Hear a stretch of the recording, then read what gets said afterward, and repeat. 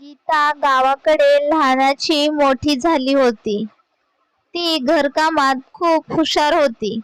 घरातील सर्व कामे ती करत होती. त्याचबरोबर तिला शेतीतीलही कामे येत होती.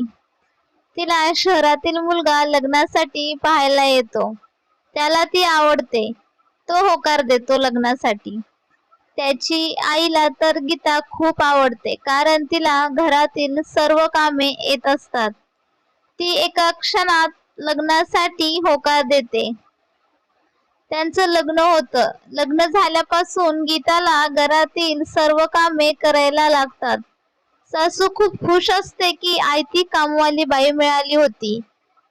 गीताला एक नणंदही होती. ती कॉलेजला जात होती. गीताच्या सासूने सांगून ठेवलेलं असतं की सगळं हातात मिळालं पाहिजे.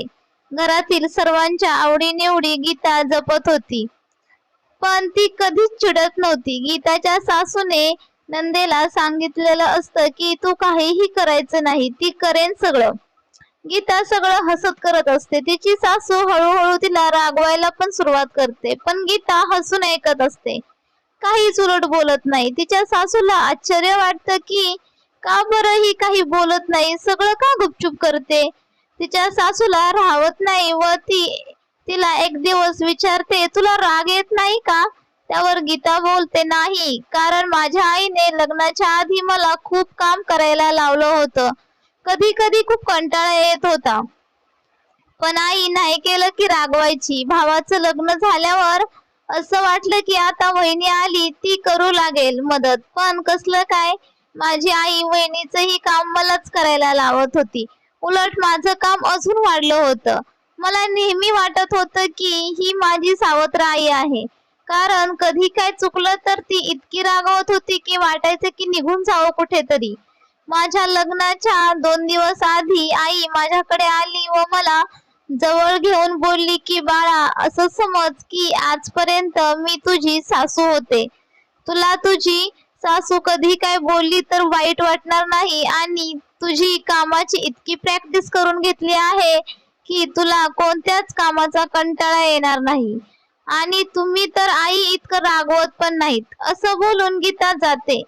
हे ऐकल्यावर मात्र सासूला खूप वाईट वाटतं की कदाचित सासू त्रासच देते असाच प्रत्येकाचा समज असतो, आणि मीही तशीच वागले ना. गीताची आई पण कोणाची तरी सासू आहे, पण ती तर तिच्या सुनेसोबत असं वागली नाही. काय सासूच्या भीतीने एक आई मुलीला इतकं काम लावू शकते की तिला रागवण्याचा काहीच फरक पडला नाही.